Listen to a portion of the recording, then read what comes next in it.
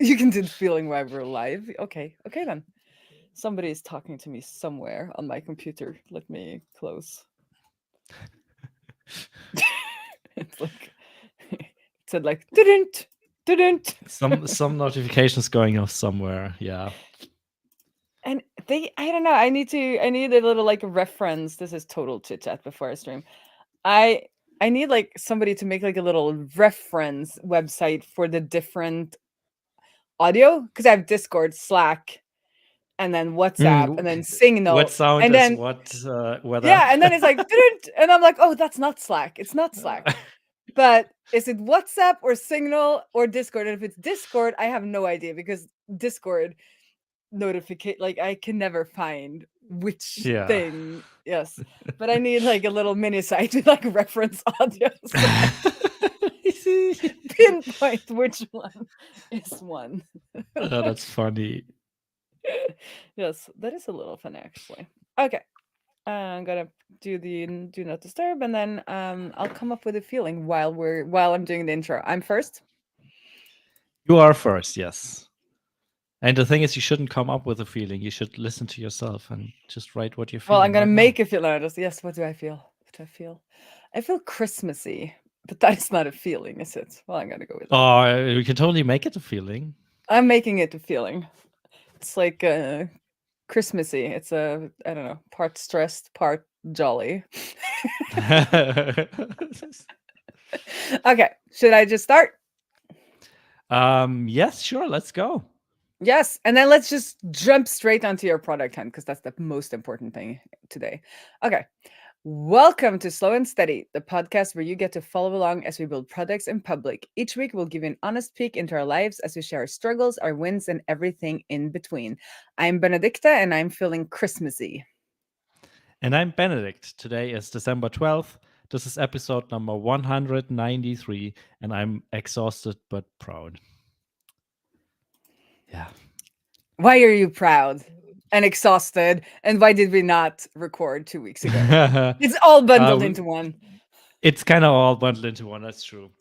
So we didn't record 2 weeks ago because I was sick that day. I woke up and had a full-on cold.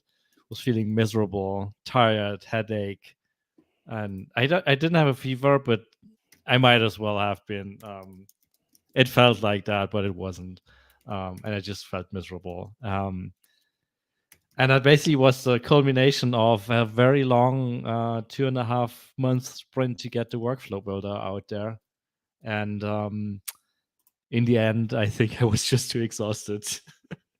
And the funny thing is, shortly after that, I was on a Zoom call with Jane, and the day after, she was sick as well with the same symptoms. So maybe the colds and stuff like that have adapted to remote working and can now be transmitted via Zoom calls. I mean, that would be super smart. Like That would be from like nature's smart. point of view, Yes. that would be Yep. super Yep. smart. Yep.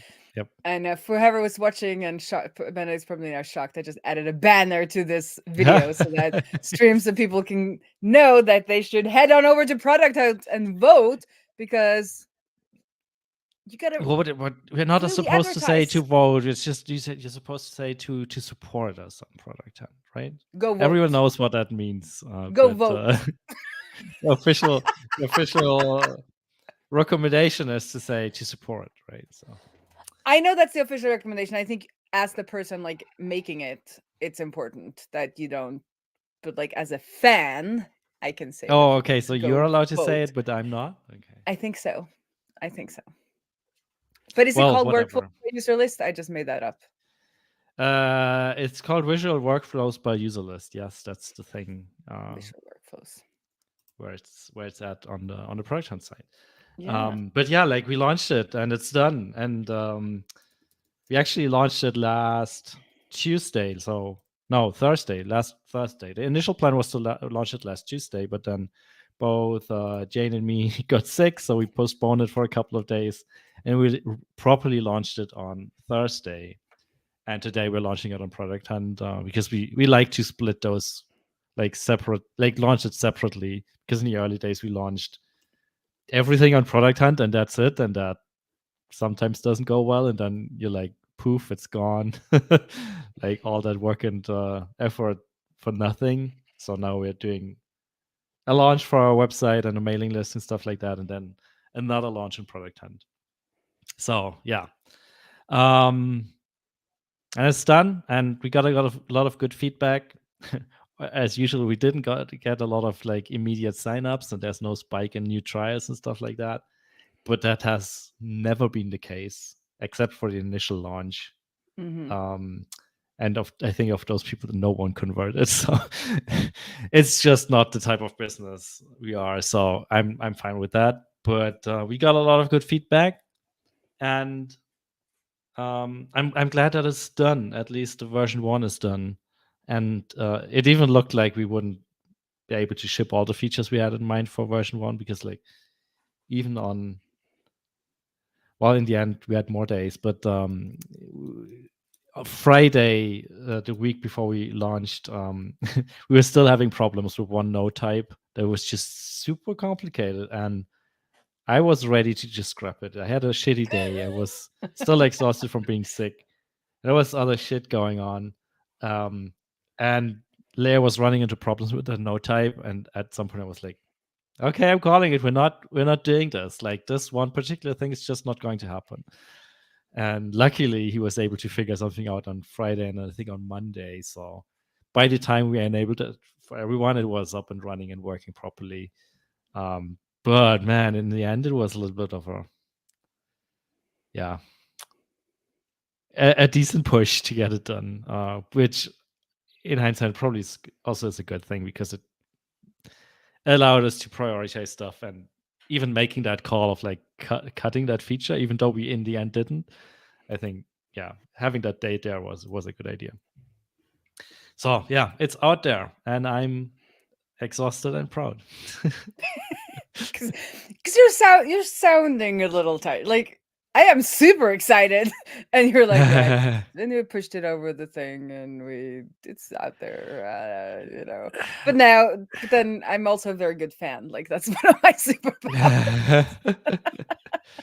Yeah, And it looks so good, and the marketing material looks so good, and the whole like launch thing, it just impressive. thank you. I mean, the looks is all Jane's work. Like I no know matter, like but it nothing just else. No one shines else contributed. quality. Just shines quality. So Jane, great job. Even though I keep what's it called? Not encouraging. I keep bragging about Benedict in my social media posts. It's mostly because my audience is mostly developers. So I kind of want to speak about like the development effort, but I do see the work that you put in, and it's lovely. It was a true team effort. I think everyone in the company contributed at least a little thing to this, and that's just, yeah, amazing. And it felt really good to finally ship it and have everyone has been involved in this at least a little bit, and that's a great feeling. And yeah, overall, I'm happy. I'm proud. I feel like it's really solid, and the feedback we got is that it is solid, like from people who used it. And that makes me super proud, because in the end we're like a product team of 3, with Jane on the design, me on the back end, and Leah on the front end, and being able to pull something off like this at the quality we managed to build it at. um I think that's an achievement. So It's a yeah, big achievement. It's a super big achievement. Let's just sit thanks. with that. So yeah, that was the big thing that happened in the last couple of days, I think. Let me check my notes. Did we do And I guess anything also else? the last couple of weeks, because you guys have been working on this for quite some time, and it's been coming Yes. like more and more towards this end goal of shipping and then a product hunt launch. And I think it's really smart what you've done with doing it in two parts.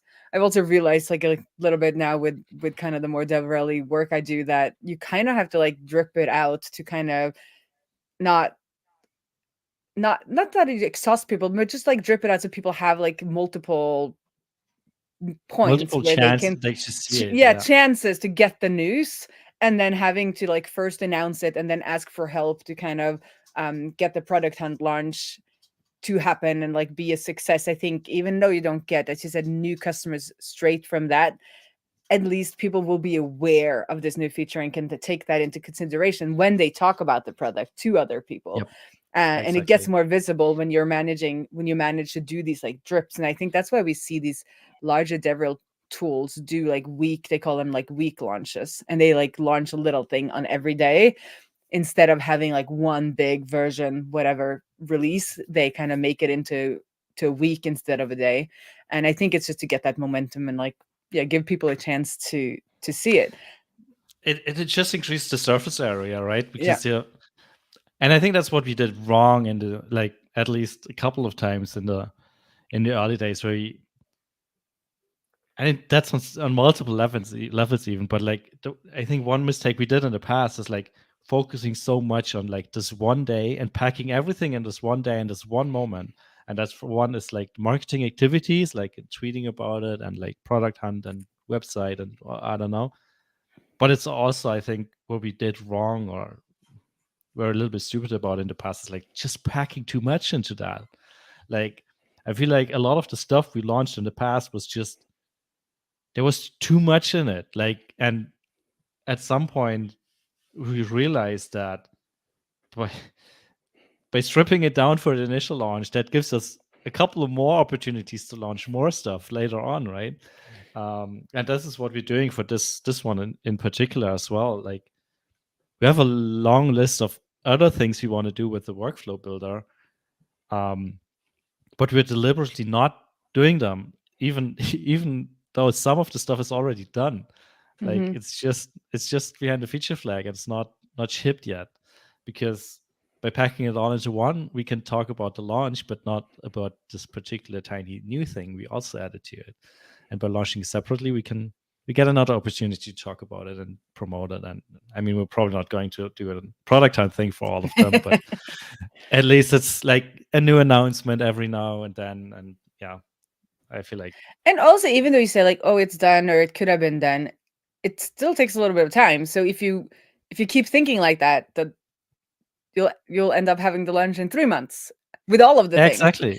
Instead of just being like, this is what we have, it's already valuable, let's get it out there, and then we keep shipping, and you get both the benefit of people getting the features, some of the features early, and you get the marketing benefits of like dripping it out over time. So it's like it's a win-win overall. It doesn't feel like, like a dark pattern where like we're not shipping things just so we can be, it's like, yeah, because it's still, even though it's just a simple little extra thing, it's still going to take a day or two to get it done and verify it and QA it and all of the things you need before you can just ship things. So yeah, but that's a good lesson to share with folks. And I think we forget that in the beginning, especially because it's like, oh, we're launching this thing and we want to launch it like with a big bang, and then it's like, well, yeah, the problem with the big bang is it's like it's over in a second, right? And then the bang is gone. Everyone's, huh? What? What? I didn't even see that. Was there something? I think I heard something, but it's gone now, so I don't know. Yeah, and you don't know what's happening in the world. You don't know what's happening in people's lives. Like suddenly I see more and more people taking like a week off Twitter, like to just, or like off marketing, like not just Twitter isn't the only marketing channel, but like people are more, they do things like, just stay away for a week because they're got busy lives that week. And then if that's the only chance they get to see something new, or if they just like email bankruptcy on that week and then just put it all into archive, your news are never gonna get there. Yep, true. Yeah. But then we're participating in more news and more emails and more, but that's a discussion for another day. Yeah, maybe it's not helping, right? Well, yeah, at least, as long as we don't start having automatic AI written emails that are being replied by AI bots. And yeah, but let's not go there. Nope. Yeah, and so the other thing we did in the last couple of weeks, and that's about it with my update, and we also dusted off our website. which in hindsight was also a bit embarrassing. We've been doing a lot of content on the blog lately, and I think we also earlier this year redesigned the blog a little bit. But in preparation for this launch, like we had it, like we had new screenshots for the website, like the homepage and the new feature page for the visual workflow builder. While preparing that, we, for the first time in like months or maybe even years, we looked at all the other pages and we're like, oof, Ooh. like, this is like the design over there is slightly broken because some CSS changed months ago, and maybe that copy doesn't make any sense anymore, and that screenshot looks particularly outdated. And so we made an effort and dusted off the website a little bit, and I think that was also a good thing. It was, in parts, it was a little bit embarrassing, but I'm glad it's done, and I'm once again proud that we have a quite nice website that hopefully explains the products well enough and gives enough insights so people know what they're getting. And while I said like that we didn't get a spike in trials from the launch, at least it looks like we got more trials and more quality in trials after we updated the website. I'm not 100% sure it's related to that, but it started after we updated the website. So it might be related to that, or it's just seasonality, because December has been a good month for us in the past as well. So maybe But I've it's also that, seen, maybe it's the website. Who but I've knows? also seen you being better at sharing work in progress updates. We try. No, but I mean, that could also help. Like if people have been waiting for something like the workflow builder, or like, they've been looking at looking at user list, then when you share those kinds of updates, it's like, oh, this looks like it's coming soon. Like, let me I can't speak today. Again, with user list, and then be ready for what's coming instead of waiting until that moment. Like there could be some effects around there as well, but could be, yeah. Attribution is hard. Attribution is very hard, yeah. But in the end, I don't. It's a stupid thing to say, but I don't mind where they're coming from as long as they're coming. As long as they're coming, and as long as they're high quality. As long as they're high quality and actually turn into paying customers. Again, it's stupid to say that, but it would be good to know and good to like make it more repeatable than it is right now. But I'm taking the signups no matter where they come from, I guess. You should. So you want to know what's up with me? Oh, absolutely. I heard you were viral on the socials. I went viral on the socials, at least viral for me. That was super weird, because we've been experimenting with creating clips from the live streams, which has been a lot of fun. I'm working with Krista VA, that you also know, and they've done a great job making clips, and I come in and we like tweak them a little, and then we schedule them, and we do like some that are kind of on topic web dev wise, and then we just do like fun ones because we do a lot of chit chat and things happen on these live streams. And one day we were live streaming, and 5 minutes to go live time, IKEA called me and we're like, hey, we have a delivery. And I was like, no, absolutely no. I scheduled this for Monday. You're not coming today. Luckily, it was just like a part of the delivery, a little bag with some light bulbs, because somehow that got its own shipment. So we made a clip of that, and that got 2,500 views. So for me, that's viral. I mean, it's not viral for other people, but for me, 2,500 views is a lot more than 92 or like 30, which is more what we've been seeing. So that was fun. Also gave a lot of new subscribers. And we haven't really lost any of those subscribers since they came, and we're just still consistently getting a lot of subscribers from these clips. So the other clips are like, doing, now I don't remember, but like some are like 500 and some are like 100, and but just like consistently putting them out there. And people always say that you don't really know what's going to stick. And I also think we scheduled, and then that wasn't planned, but the IKEA clip came out around Thanksgiving. I think Thanksgiving weekend. So a lot of people were just probably sitting at home, like watching, shorts just for fun, and this was like a little bit of a fun rant, and that seemed to gain traction.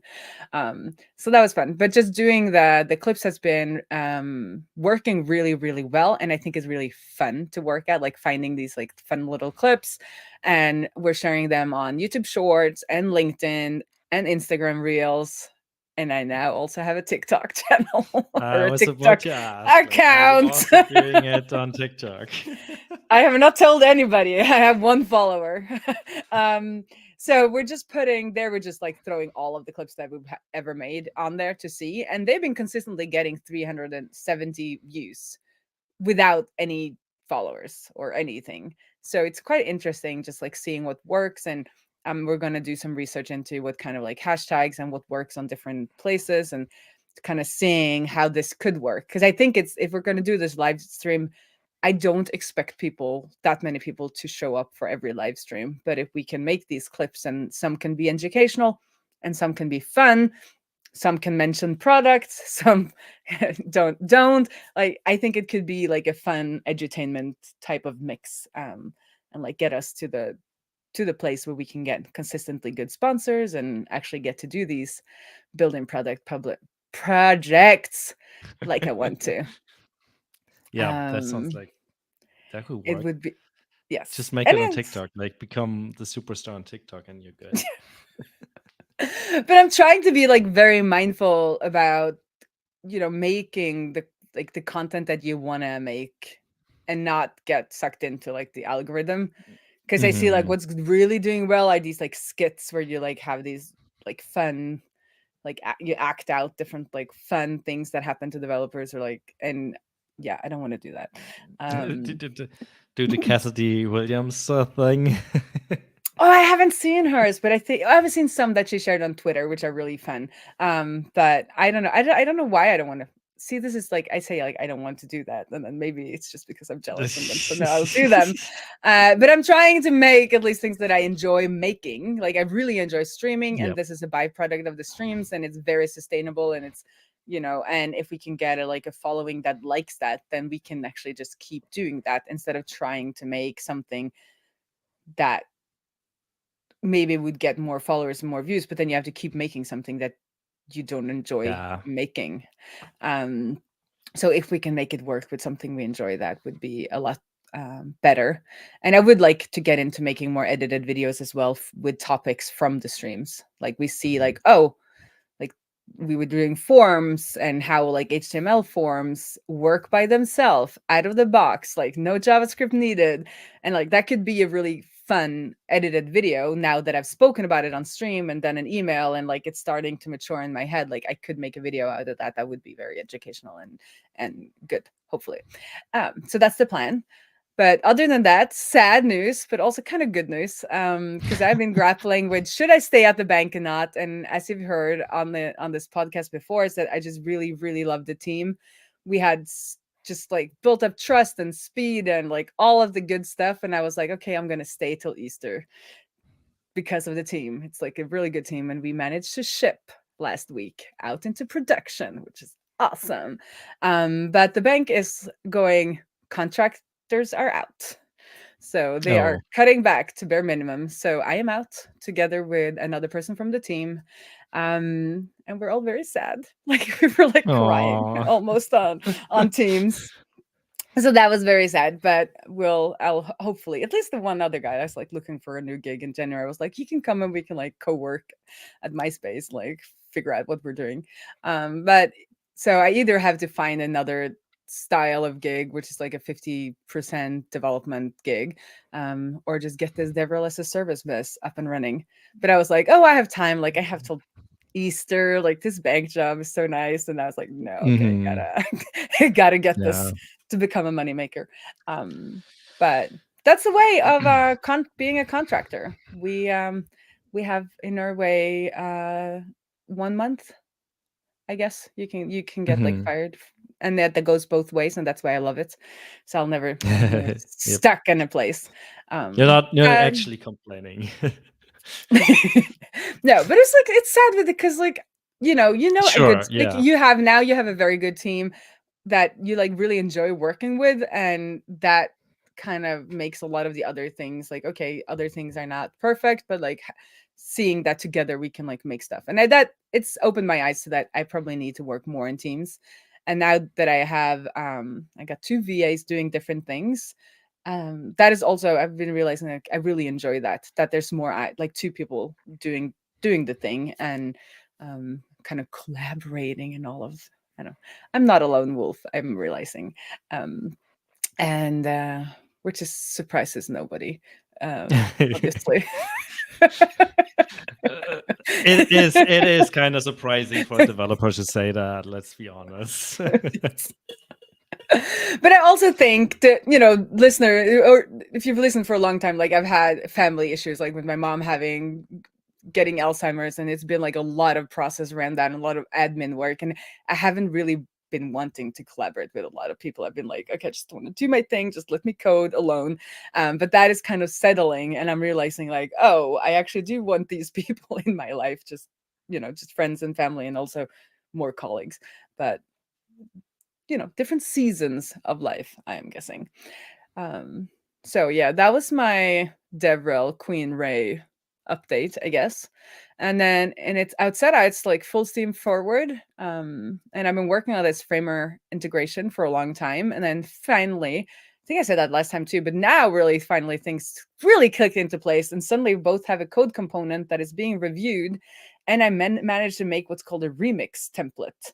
So I am getting to know how things work in a no code field. Like, you don't create packages and then you deliver them to NPM or to any other place and then they download it. You kind of make these projects and then other people can remix them so they kind of get a copy. The unfortunate thing about that is that you can never update, you know, because they just like get a copy in time. But that's how it's done in most places. So when, after doing all this coding work for this code component, as they call it, I had all the code to like do the rest of it. So it's like click, click, click, and we can like, oh, we have like a full story now for Framer users to use that setup with Framer. And Nice. just don't sleep on Framer, people. It's so, I mean, it's just like, we can just all stop working, really, because like you just drag and drop and you have a full functioning web app, really, because it's React components behind the scenes. So if you have a little bit of coding chops, you can just, yeah, it's, I don't know what to say. Like, these designers are gonna kill us. They're gonna kill our jobs. recently come across a website. Like we were thinking about like doing more like a developer oriented page on our website. So we were researching like those developer oriented products a little bit on their websites. I came across a website that we really liked, and then I was like, okay, inspect code, and I was like, oh, that's all Framer. That's impressive. Like, it's entirely built with Framer. It's responsive, it's nice animations. What blew my mind is there was a section on it where it looked like there are screenshots of the app, and then I was resizing the window to check like how responsive this is, and I was like assuming that the images would just scale, but no, there weren't images. There were real instances of the application UI. And the entire application UI in the screenshot was like responding responsively to what I was doing. Well, that was insane. It is insane. And I'm seeing now, because I'm exposed to kind of the community, I'm seeing what these usually quite young designers are able to do, because they have the eye and you can kind of draw out, but it's more component based than that. So it's not like a fully just like endless canvas and you can do whatever you want. There are some constraints, but they are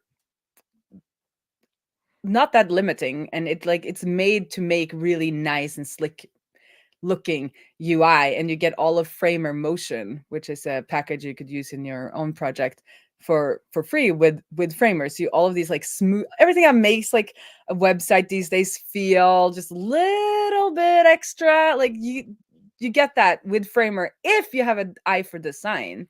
I mean, you and I, even though we're not the worst people, we would still kind of like probably get lost and just make something that doesn't look that great. But I see these young designers and they're doing that, and then they're picking up code on the side, and then they're like, I'll just tweak here and I'll just tweak there. So I feel like this is like the new WordPress.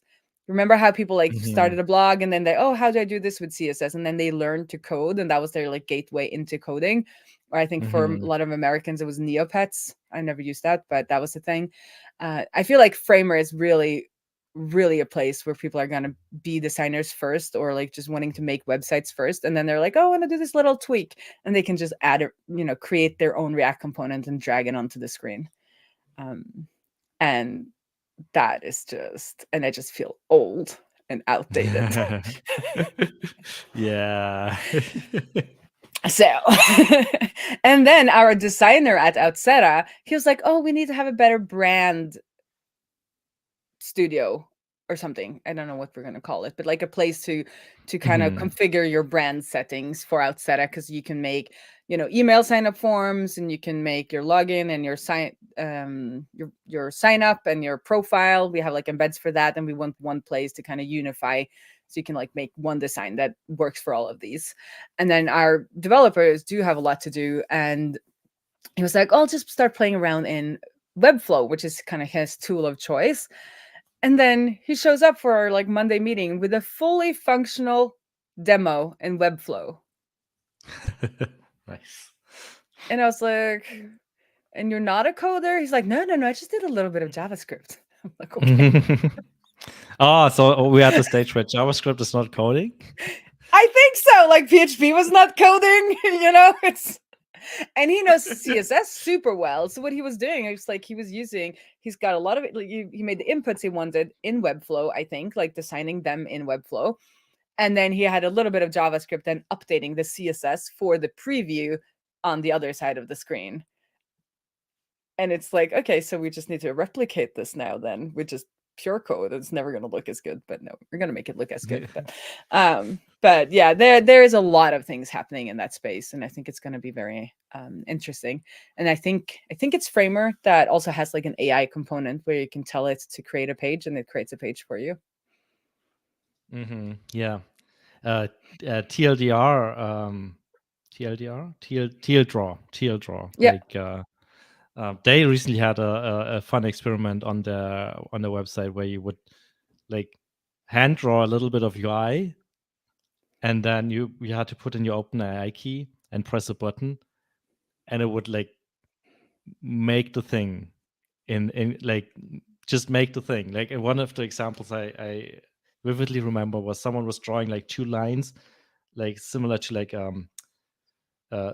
range slider, and put labels on them with rotation and scale, and then a box below it, and then press the button, and he had a small app with like two range sliders, and when you move the range sliders, the box would rotate and scale.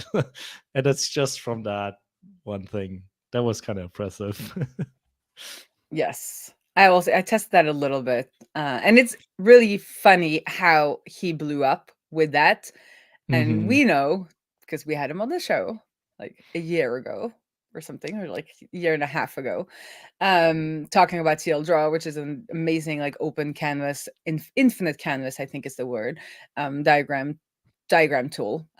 But there were some people who were like, yes, but he's been consistently pushing this product, and it was ready for like doing this fun experiment. And I think in the same way that you felt when you had some of the data models in place, it's like, oh, we can add this, no problem.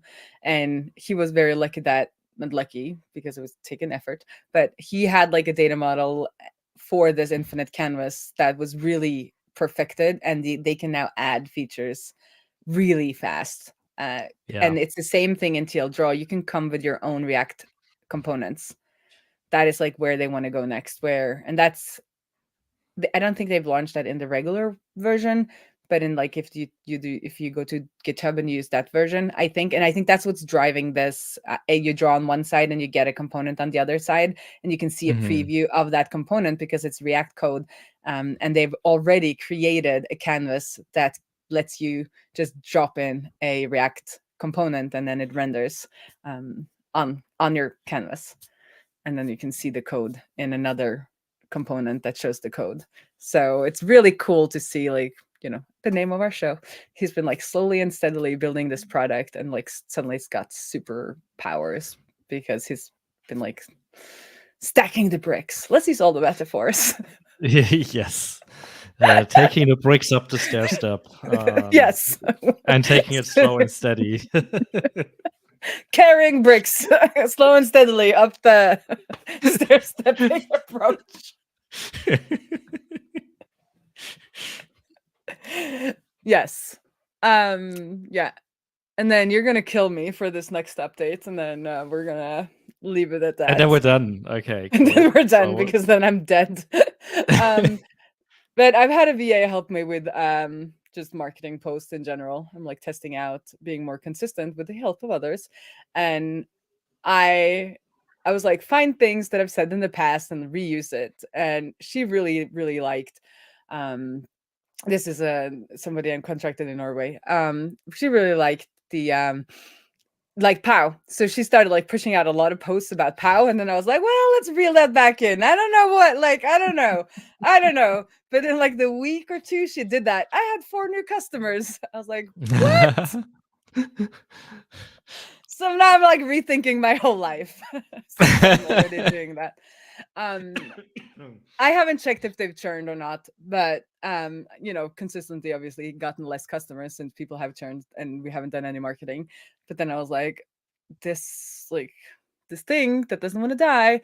But then I was like, will it ever like get enough customers? But then like 4 customers in like a week and a half, that's pretty good. From like 4 Yeah. posts. That's like 1 customer per post and they have to pay up front. So I was like, this needs to be taken into considerations when I do my planning for 2024. Well, I guess just do more posts like that and then see if the trend continues. Because I mean, if you think about it, it's marketing and it's not anything product development related. I know. So if So I could get like 10 or 20 new customers, I could like be very motivated to do some coding for that. or them. just not care because it doesn't matter. Yeah.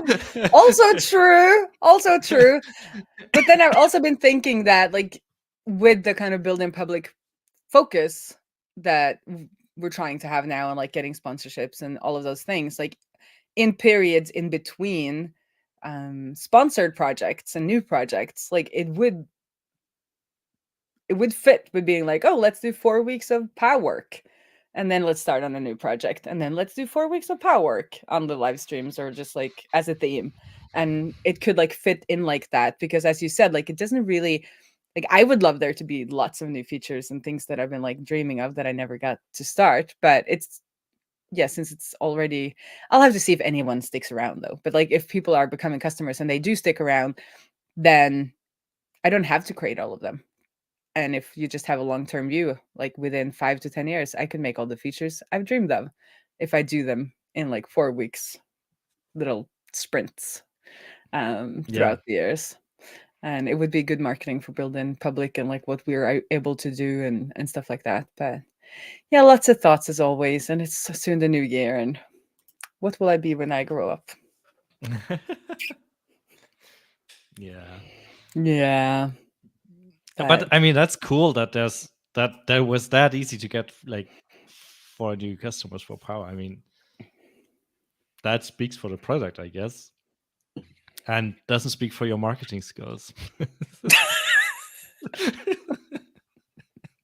Well, the thing is, I have marketing chops for other people. It's just so scary to market for your own things. True, My baby. True.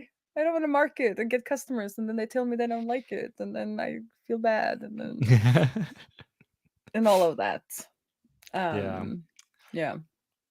But I guess now that you have someone doing the marketing for you, you're good. So this is, I think I mentioned this the last time when I talked about like the book Buying Back Your Time. One of his like big points, which I really resonated with, is that having a VA or somebody helping you out, but like he talks about VAs and a lot of people in their industry, this comes in the form of a VA, is that it takes a lot of the emotion out of it. And that is exactly what I am like experiencing, because Also with the clips, like I kind of know like which clips I want to have, but if I started doing the work of like finding them, I would probably spend a lot of just like emotional energy on like, is this good enough? Like, should I not? Like, what do I want to do? But when somebody else creates the initial drafts, it's kind of like decided we're gonna do this if I don't kill one of them, and I'll be like, let's not do that. And then I can just go in and refine a little bit, and it takes so much of kind of that the emotional part. And the same thing with kind of marketing on LinkedIn or creating content based on content I've made before. So it's not like it's not mine, but it's also, but it takes away a lot of that. Should I say this? And like, do I feel and how and all of that. And his big example is if somebody asks you, because he wants the VA to take over your calendar. So if somebody asks you, like, if you have time for this, or if this is a project that could be interesting to you, they will just say no on your behalf. Mm. And then you don't have to be like, how should I phrase this in a way, and like, do I want to do it, or and then you end up saying yes because you just don't know how you should say it. So yeah, it's been an interesting experiment. That's a good point. Especially I could never, and that's also why Krista is doing the snippets we post on socials for this particular podcast, because I mean, I can do some of the editing, like cutting it, but like if I would have to go back and listen to the entire episode to identify the snippets that are good and funny or whatever on this particular episode, that would be miserable because, like, for one, even after years of doing the podcast, listening to myself is still kind of weird. I think it will never be not. And but then, like, listening to it, you start to questioning what you did, and maybe next time I should focus more on doing the less ass and less and I don't know, more, fewer hesitations and stuff like that. And at some point, you're just like overthinking everything, and because it's also involved in like creating the source material, you're like overthink creating the source material, and same with marketing a product. I mean, it's just funny saying that, like, doing a screencast for your product is the best way to find all the bugs and imperfections, because suddenly you realize what's broken and stuff like that, which in a way that's good, but at some point you get like you not getting anywhere with like the marketing material, because like you keep obsessing about like a small detail that probably no one else notices. And if you're doing that, if someone else is doing that, they probably won't notice that little thing that you might notice because you built it, but everyone else doesn't care. But So, also they can't go back and fix it. Like, and they can't go back and fix it. you know Yes. that, oh, I'll stop the screen recording and then I'll go and fix that bug, get it into production, and then I'll do the video.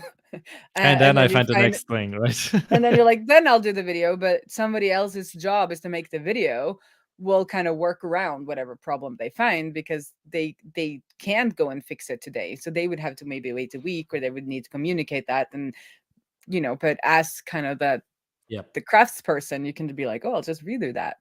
And Yeah. that's not, yeah. So get a VA. That's all I gotta say. Or two. Ochi was free. 3. You get a VA. You get a VA. Everybody gets a VA.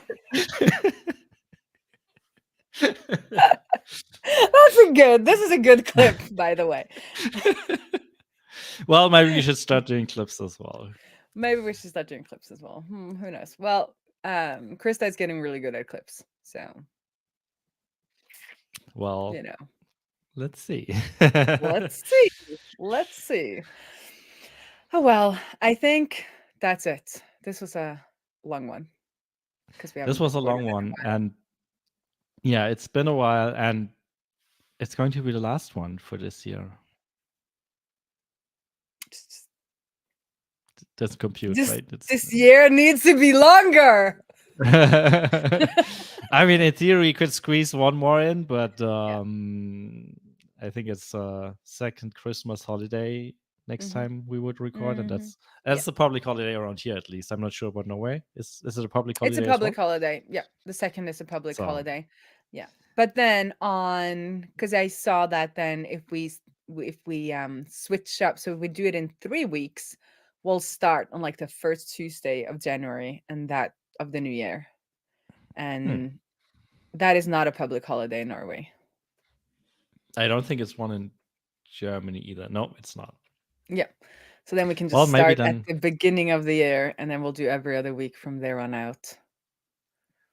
You don't Sounds get good. won't get rid of us yet. We keep going. We'll keep going.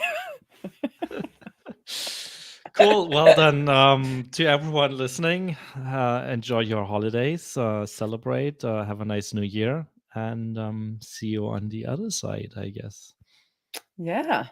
See you around the interwebs in the new year. Yep.